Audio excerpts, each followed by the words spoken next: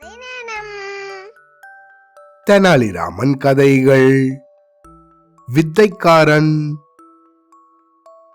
விஜயநகரத்து சாம்ராஜ்யம் அந்த காலத்துல ரொம்பவும் செழிப்பாகவும் பிரசித்தமாகவும் இருந்ததால வேற ராஜ்யங்கள்ல இருந்தெல்லாம் கலைஞரும் வித்தைக்காரர்களும் அங்க அப்பப்ப வந்துகிட்டு இருந்தாங்க. ஊர் திரும்பும் போது நல்ல சம்பாத்தியத்தோட திரும்புவாங்க. ஏன்னா அந்த ஊர்ல வாழற மக்கள் கூட செழிப்பாக இருந்ததால இப்பேற்பட்டவங்களுக்கெல்லாம் வருமானமும் அதிகமாகவும் எதிர்பார்க்காததை விட அதிகமாகவே கிடைக்கும் தானே. அதனாலதான். அது தவிர அரசனும் கூட இவங்களுக்கெல்லாம் நல்ல வெகுமானம் கொடுத்து கௌரவிப்பாரு. அதுக்கப்புறம் கேட்கவும் வேணுமா, இந்த விஷயத்தை எல்லாம் குஜராத்ல இருந்த ஒரு வித்தைக்காரன் கேள்விப்பட்டான். கேள்விப்பட்ட கையோட விஜயநகரத்துக்கும் வந்தான். இவனோ வித்தைகள் எல்லாம் கைவர பெற்றவனாக இருந்தான். அநேக வியக்கத்தக்க வேடிக்கைகளை எல்லாம் காமிச்சு நகர மக்களை பயங்கரமாக மயக்கிட்டு வந்தான். இவன் சாதாரண ஜல்லிக்கல்லை எல்லாம் பொறுக்கி எடுத்து அத பொற்காசுகளாக மாத்தி காமிச்சான். ஒரு சாதாரண எருக்கம்பூவில இருந்து நிறைய ரம்யமான மனம் கவழும் விதவிதமான மலர்களை எல்லாம் வாரி கொடுத்தான். ஒரு தடவை தன் தலையவே அப்படியே உடம்புல இருந்து எடுத்து தன் கையில பிடிச்சு காமிச்சான். இதையெல்லாம் பார்த்த மக்கள் எல்லாரும் அப்படியே உடம்பு சிலிர்த்து போயிட்டாங்க. இதனால இவன் போற இடம்லாம் மக்கள் கும்பல் கும்பலாக ஏதோ தேர் திருவிழா போல சூழ்ந்துகிட்டு நின்னாங்க. இந்த நகரம் முழுக்கவும் இதே போல பேச்சாக தான் இருந்துச்சு. ஒரு நாள் அரசனோட முன்னிலையில கூட தன்னோட வித்தைகள் எல்லாத்தையும் காட்டி அவரை சந்தோஷப்படுத்தினா. அத பார்த்த ராணிகள் எல்லாம் கூட, ஓஹோ, பெரிய வித்தைக்காரனா இருக்கானே இவன் அப்படின்னு அதிசயிச்சு போனாங்க. அரசரும் கூட இவனுக்கு நிறைய வெகுமானம் கொடுத்தாரு. அதையெல்லாம் வாங்கிக்கிட்ட இந்த வித்தைக்காரனும் அமைதியா தானே இருந்திருக்கணும். ஆனா அவன் என்ன சொன்னான் தெரியுமா? அரசே, மித்ரம், உங்க ராஜ்யத்துல என்ன எதிர்ப்பவனோ எனக்கு ஈடானவனோ என்ன மிஞ்சினவனோ எவனும் கிடையாது அப்படின்னு மார்த்தாட்ட ஆரம்பிச்சுட்டான். அரசனுக்கு அதை கேட்கறதுக்கே அருவருப்பாக இருந்துச்சு. ஆஹா, என்னடா இவன் இப்படி தற்புகழ்ச்சி அடிச்சுக்கிறானே, இந்த வித்தைக்காரனை எப்படியாவது நம்ம மட்டம் தட்டி அனுப்பினா நல்லா இருக்குமே அப்படின்னு நினைச்சாரு. இப்படி செய்யலாமா இல்ல அப்படி செய்யலாமா அப்படின்னு ஏதேதோ யோசிச்சுக்கிட்டே இருந்தாரு மன்னரு. ஒன்னும் நடைமுறைக்கே ஒத்து வரல. அந்த சமயம்னு பார்த்து தெனாலிராமன் அந்த பக்கமாக போனான். கையால சைகை செஞ்சு அவனை தன் பக்கத்துல வர சொன்னாரு மன்னர். தெனாலிராமா, ஊருக்கு குஜராத்ல இருந்து வித்தைக்காரன் வந்திருக்கானே, உனக்கு தெரியும் தானே அப்படின்னாரு மன்னர். ஏன் தெரியுமே, நல்ல வித்தைகள்லாம் காட்டி அங்கங்க பகல் கொள்ளை அடிச்சுக்கிட்டு இருக்கானே அப்படின்னான் தெனாலிராமன். அது சரிடா தெனாலிராமா, அவன் என்ன சொன்னான் தெரியுமா என்கிட்ட அப்படின்னு சொல்லி அவனோட பெருமை பேச்சையெல்லாம் தெனாலிராமன் கிட்ட சொன்னாரு மன்னர். அதையெல்லாம் சொல்லிட்டு, தெனாலிராமா, உன் கைவரிசைய இந்த வித்தைக்காரங்கிட்ட காட்டு பாப்போம். அவன் தலை குனிஞ்சு போகும்படி செஞ்சேன்னா இருக்கவே இருக்கு உனக்கு 1000 பொன் பரிசு அப்படின்னாரு மன்னர். ஓ, இது என்ன பிரமாதம், செஞ்சுட்டா போறது. அவன் தோத்து போய் இந்த ஊரை விட்டே ஓட செய்யறேன் அப்படின்னா தெனாலிராம. சபாஷ் அப்படின்னு அவனோட முதுக தட்டி கொடுத்தாரு மன்னர். அது சரி மன்னா, இப்போ எனக்கு ஒரு 500 பொற்காசுகள் அவசரமாக தேவைப்படுது, உடனே ஏற்பாடு செஞ்சிடுங்க அப்படின்னு கேட்டுக்கிட்டான் தெனாலிராமன். அவனை தோக்கடிக்கிறதுல இவ்வளோ நிச்சயமா உனக்கு அப்படின்னு கேட்டுக்கிட்டே 500 பொற்காசுகளை கொண்டு வந்து அவங்கிட்ட கொடுத்தாரு மன்னர். என்ன அப்படி கேட்டுட்டீங்க மன்னா, இந்த தெனாலிராமன் ஈடுபட்டு தோல்வியை கண்டதுண்டா? எடுத்த காரியத்துல எல்லாம் எனக்கு வெற்றி தானே, எல்லாம் மகாகாளி பாத்துப்பா அப்படின்னு ஆகாயத்தை பார்த்து ஒரு கும்பிடும் போட்டுக்கிட்டான். வெற்றியோட திரும்பி வரேன் பாருங்க அப்படின்னு மார்த்தட்டிக்கிட்டே புறப்பட்டான்.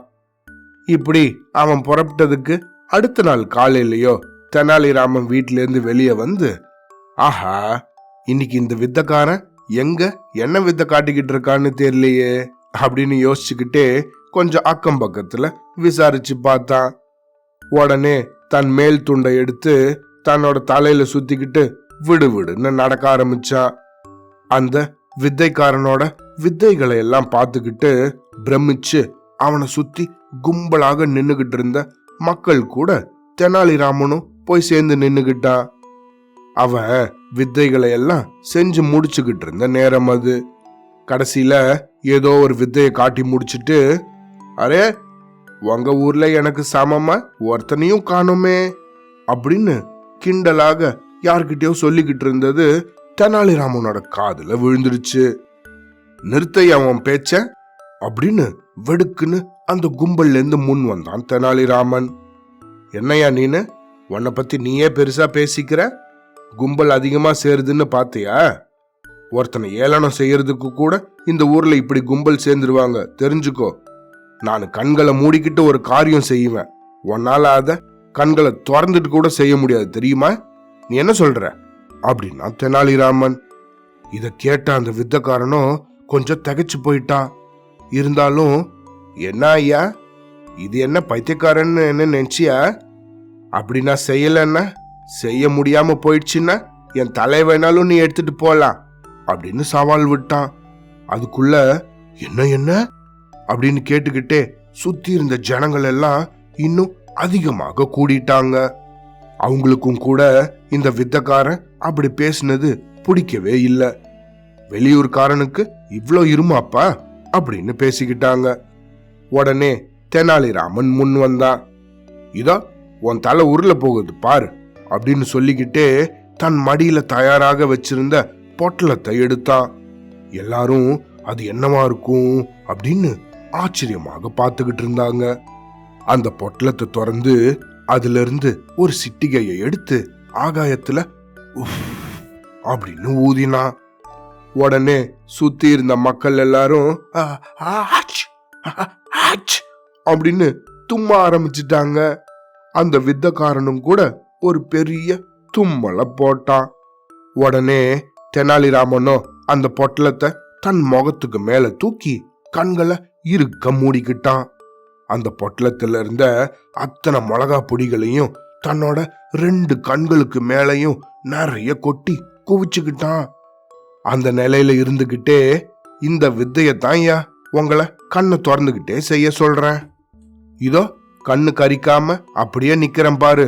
இதே மாதிரி நீயும் கண்களை அகல திறந்து மிளகா பொடிய நிறைய கொட்டி குவிச்சுக்கிட்டு அமைதியா நிக்கணும், தெரியுதா? இதோ செய் பாப்போம். உன் சவால் எது வரைக்கும் இருக்குங்கிறத இப்ப பாத்துடுறேன் அப்படின்னா தெனாலிராமன்.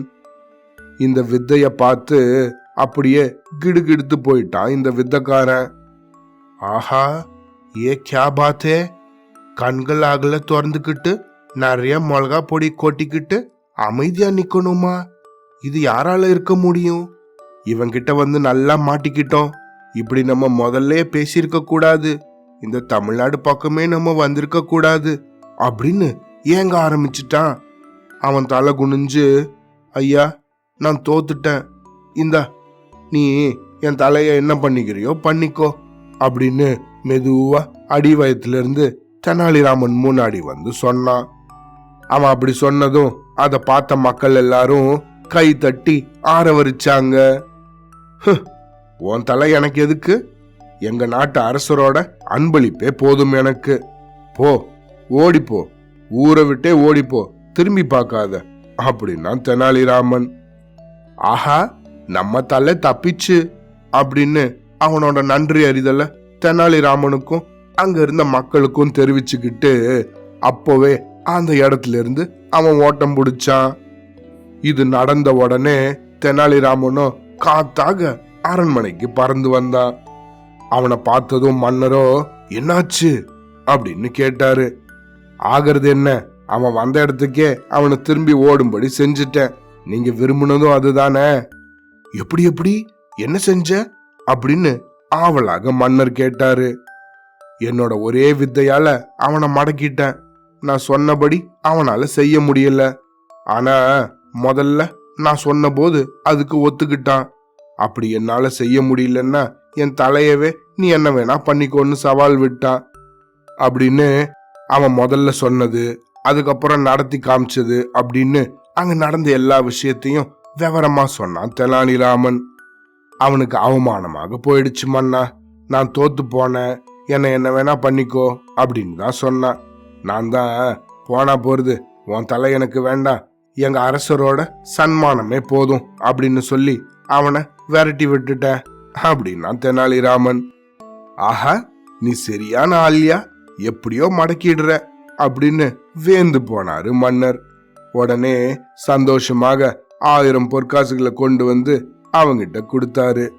தெனாலிராமனும் அதை வாங்கிக்கிட்டு வீட்டுக்கு திரும்பி போயிட்டான். அவன் அங்கேருந்து போனதுக்கு அப்புறம் தான் மன்னருக்கு நினைவுக்கு வந்தது, அடடா, முன்னாடியே இவனுக்கு 500 பொற்காசுகள் கொடுத்துட்டோமே அப்படின்னு தன்னோட கைகளை பிசைஞ்சுக்கிட்டாரு. அப்புறம் இப்ப என்ன செய்யறது, வெகுமானமாக கொடுத்தத திரும்பி கேட்கறது அழகா அப்படின்னு தன்னோட மனசுலயே நினைச்சுக்கிட்டு, இதுலயும் கூட தெனாலிராமன் நம்மள தோக்கடிச்சிட்டானே அப்படின்னு சொல்லி தன் மனசுலயே சிரிச்சுக்கிட்டாரு மன்னர். அவ்வளோதான்.